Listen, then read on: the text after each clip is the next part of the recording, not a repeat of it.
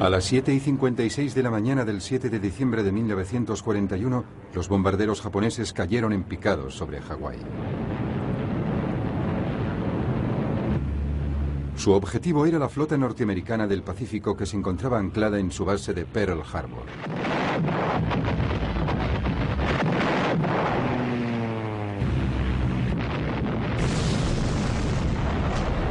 Cinco navíos norteamericanos fueron alcanzados en el primer ataque.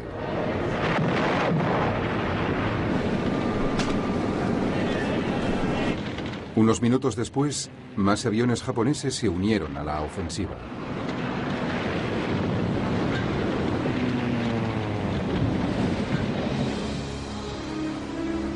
A las 8:35, dos acorazados norteamericanos se estaban hundiendo, dos habían zozobrado y otros estaban seriamente dañados.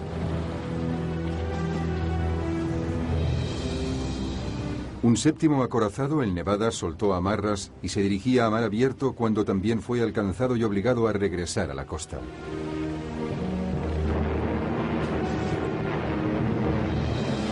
Simultáneamente, cazas Cero japoneses bombardearon los aviones norteamericanos alineados en las pistas de aterrizaje de la isla.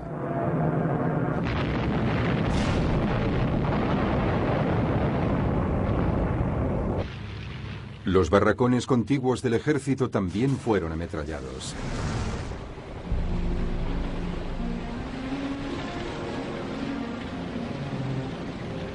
Al finalizar el ataque, más de un centenar de buques de guerra norteamericanos habían sido dañados. 164 aviones habían sido destruidos.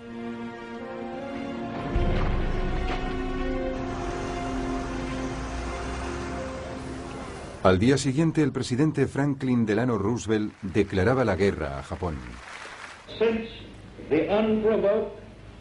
Una fecha que pervivirá en la infamia. Los Estados Unidos de América han sido atacados por sorpresa y deliberadamente por fuerzas navales y aéreas del Imperio japonés.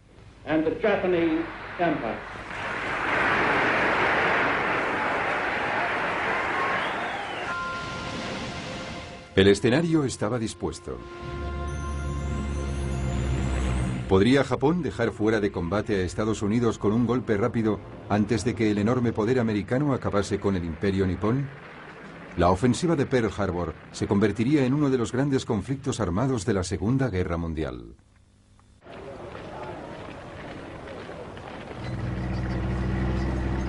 Japón había dado sus primeros pasos hacia la guerra en agosto de 1940.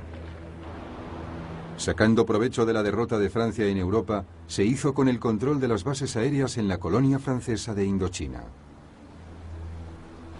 Estaba buscando una expansión rápida y fácil de su imperio.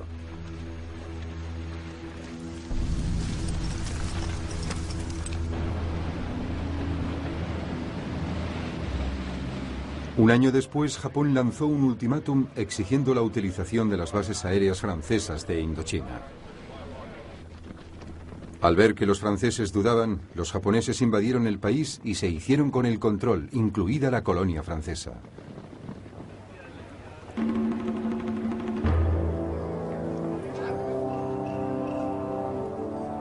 Japón sufrió enseguida las consecuencias de la invasión. Estados Unidos congeló los activos financieros de Japón en el extranjero, privando al país de su capacidad para comprar petróleo. Japón debía escoger entre ceder y perder prestigio o seguir con la ocupación territorial y agravar la situación internacional. Para el nuevo gobierno japonés, cuyo líder era el general Hideki Tojo, no había ninguna duda respecto a qué rumbo tomar. Los comandantes de la Armada y del ejército japonés recibieron la orden de prepararse para una guerra rápida con objeto de ocupar todos los territorios del Extremo Oriente, controlados por Gran Bretaña, Francia, Holanda y Estados Unidos. El país esperaba una victoria rápida.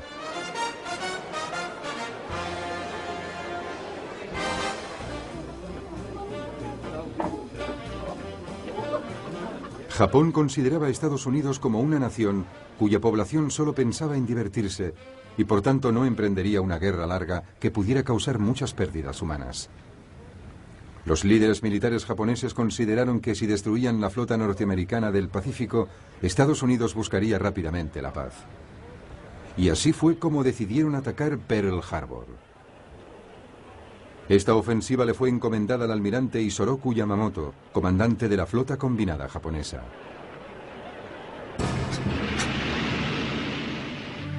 En poco tiempo dispuso de los aviones más modernos y mortíferos que los japoneses podían producir.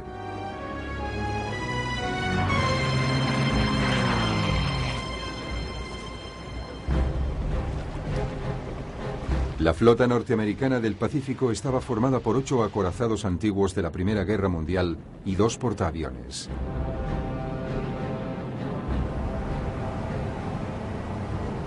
Yamamoto planificó el ataque con sumo cuidado. Arremetería contra la flota norteamericana en Pearl Harbor un domingo, ya que según los informes de los servicios de inteligencia, el fin de semana la flota permanecía amarrada en el puerto.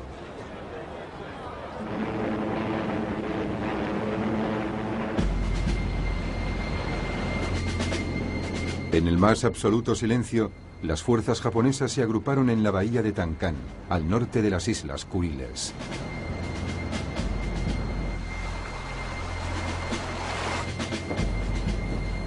La flota zarpó el 26 de noviembre de 1941.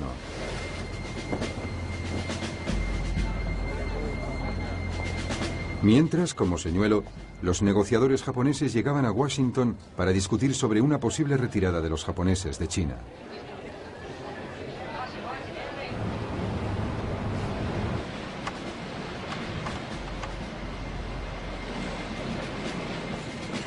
La flota japonesa se reabasteció de combustible después de varios días en el mar.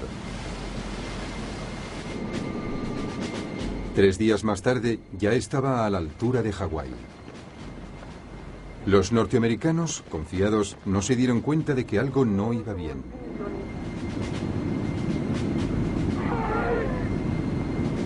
A las 6 de la mañana del 7 de diciembre, después de recibir las últimas instrucciones, despegó la primera oleada de aviones japoneses.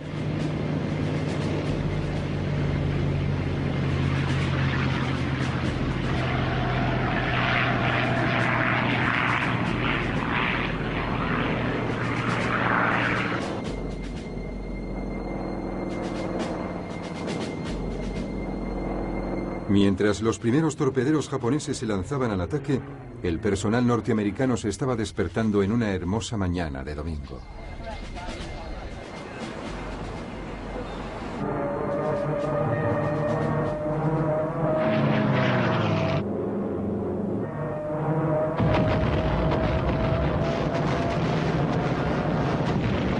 En menos de 2 horas y cuarto todo había terminado.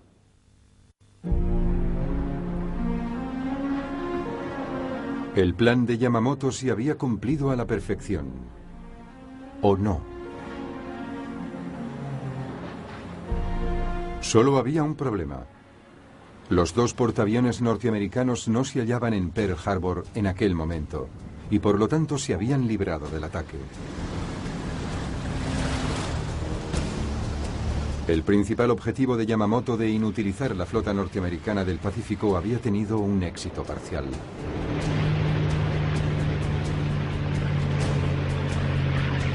La Fuerza Aérea de Estados Unidos en el Pacífico todavía estaba viva. En Estados Unidos la población estaba horrorizada y no daba crédito a lo sucedido. La reacción fue rápida en una atmósfera de rabia y determinación. La muchedumbre furiosa asaltó la embajada de Japón en Estados Unidos. Japón había despertado al gigante dormido. El secretario de la Armada norteamericana, Frank Knox, habló en nombre de muchas personas. Los japoneses han empezado esta guerra, nosotros la terminaremos.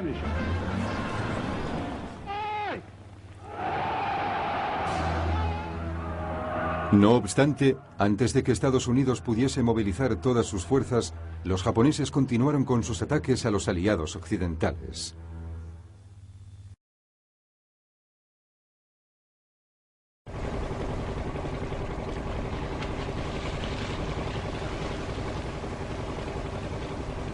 En diciembre de 1941, mientras Norteamérica se restablecía de sus heridas después de Pearl Harbor, Japón lanzaba una serie de nuevos ataques a las colonias occidentales del sureste asiático. Japón pensó que había dejado fuera de combate a Estados Unidos y ahora actuaría contra Gran Bretaña y sus colonias. La primera en ser atacada fue en Malasia. Una fuerza japonesa desembarcó en la zona noreste del país.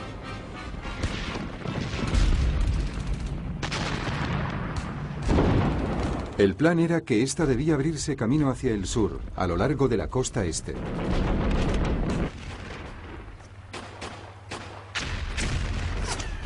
La fuerza de invasión se enfrentó a un contingente de tropas indio-británicas. Tras un día completo de combate, estas fueron aniquiladas. Mientras, más hacia el norte, en Tailandia, un segundo desembarco japonés no encontró resistencia. 30.000 soldados japoneses se abrieron rápidamente camino a lo largo de la costa occidental de Malasia.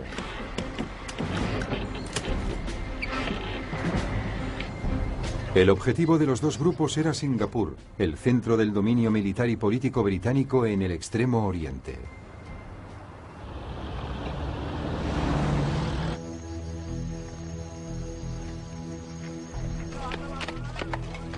Gran Bretaña había convertido la isla en una fortaleza inexpugnable, o al menos eso pensaba. Todos sus cañones apuntaban hacia el sur, hacia el mar. Sin embargo, los japoneses se estaban aproximando por tierra desde el norte. A pesar de ello, los comandantes británicos permanecieron extrañamente tranquilos. No consideraban a los japoneses como grandes luchadores y creían que la selva virgen malaya era prácticamente infranqueable.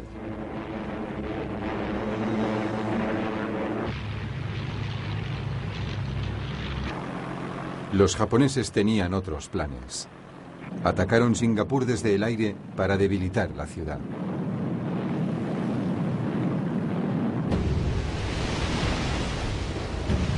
Gran Bretaña envió un nuevo acorazado, el Príncipe de Gales, y un crucero de combate para defender Singapur. Ambos tuvieron que enfrentarse a los bombarderos japoneses.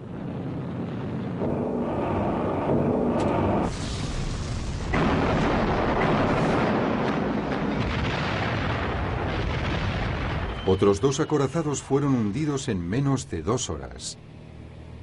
Murieron más de 3.000 hombres de la tripulación. Fue el mayor desastre naval británico de la Segunda Guerra Mundial. En una era de aviones y portaaviones, parecía evidente que los acorazados, el centro de la Armada Británica durante años, formaban parte del pasado.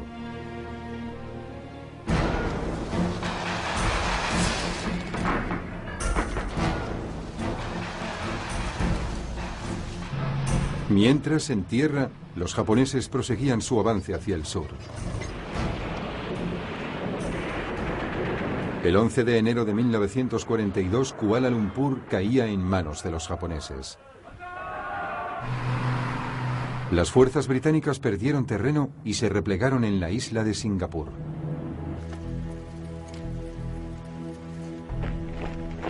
En aquel momento había unos 100.000 soldados estacionados allí. Se enfrentaban a un contingente de solo 30.000 japoneses.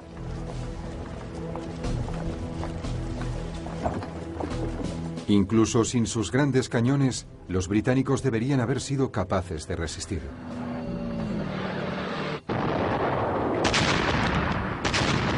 Los japoneses lanzaron un asalto a principios de febrero.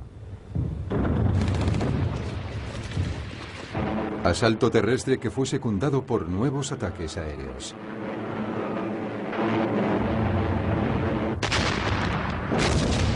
Después de una serie de bombardeos, la defensa británica fue rápidamente reducida. Los británicos habían realizado una estimación equivocada de sus fuerzas.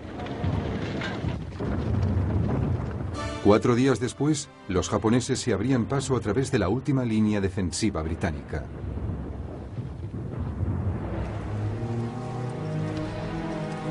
El general Arthur Percival se vio obligado a rendirse junto a sus más de 90.000 hombres.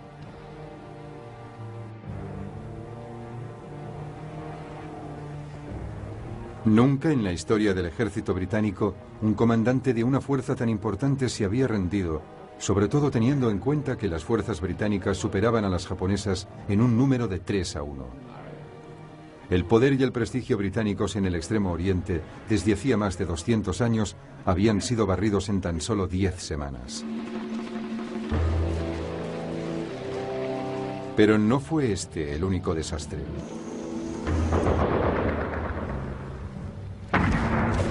Las fuerzas japonesas triunfaban también en el sudeste asiático.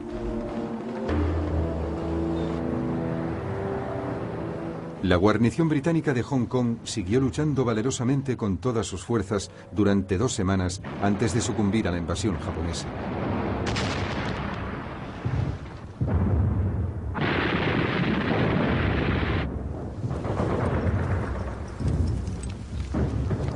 En Filipinas, Estados Unidos no salía mejor parado. Allí, un bombardeo aéreo preventivo sorprendió a un gran número de aviones norteamericanos cuidadosamente alineados en Clark Field.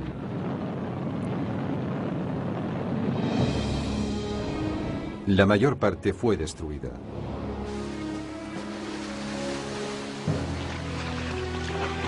Dos días más tarde, sin prácticamente oposición americana, las tropas japonesas empezaron a desembarcar.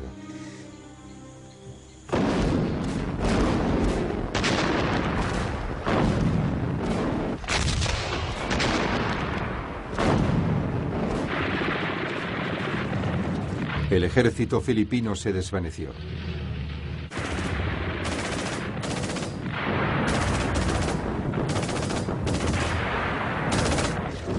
Los japoneses avanzaban rápidamente. 10 días más tarde tomaban Manila.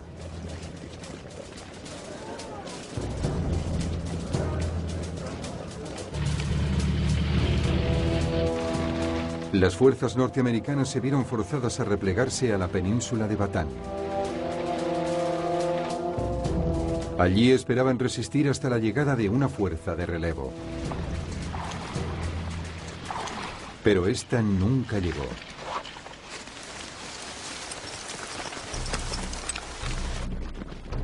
Las tropas japonesas lanzaron una gran ofensiva sobre las posiciones norteamericanas.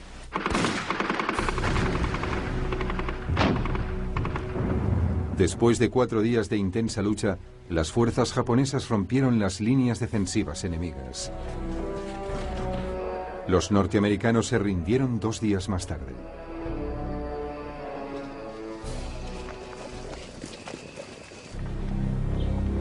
Tan solo quedó una gran colonia británica en la región, Birmania. A principios de 1942, las fuerzas japonesas habían estado presionando desde el sur del país.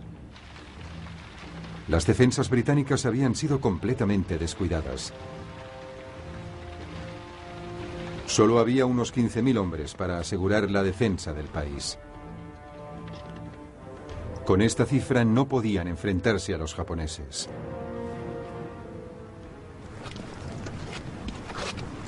Las tropas aliadas organizaron una breve resistencia que estaba destinada a fracasar.